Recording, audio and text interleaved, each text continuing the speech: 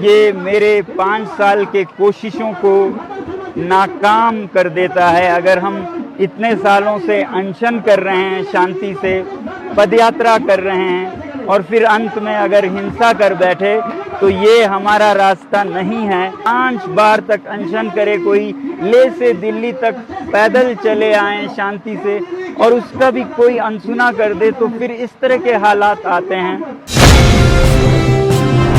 दोस्तों, आज हमारे अनशन के 15वें दिन ये बताते हुए बहुत दुख हो रहा है कि आज लेह शहर में कुछ बड़े पैमाने पर हिंसा और तोड़-फोड़ होने लगी।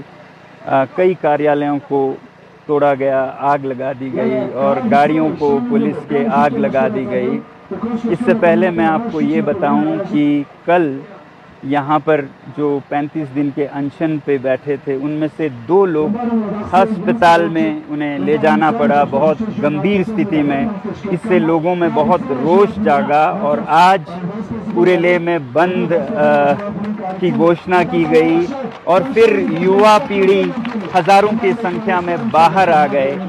कुछ लोग सोचते हैं कि ये हमारे समर्थक थे। मैं कहूँगा हमारे समर्थक से ज़्यादा, हालांकि समर्थक पूरा लद्दाख है इस मुद्दे पर, लद्दाख के, मगर ये युवा पीढ़ी का बड़ास था, एक तरह का जेन ज़ी रेवोल्यूशन जो कि उनको सड़कों पे लाया।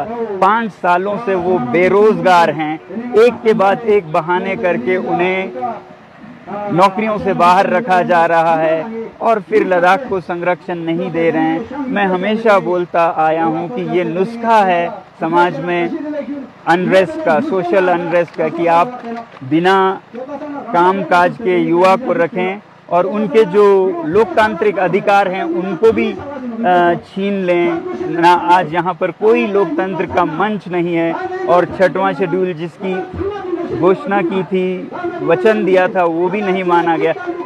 फिलहाल मैं इनमें नहीं जाना चाहूँगा।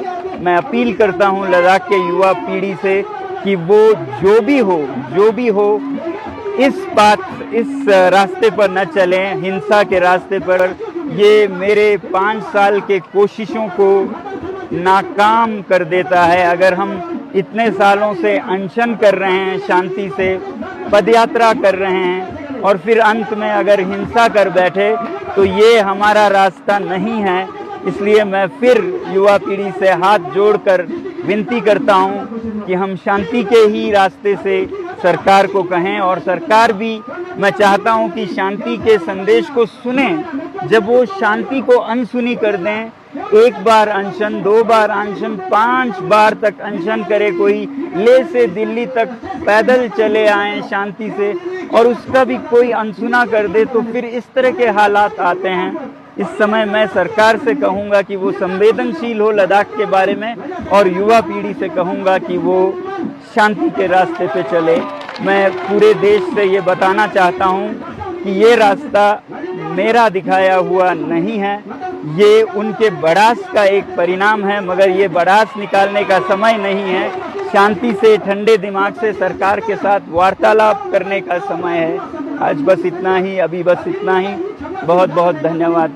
जय हिंद।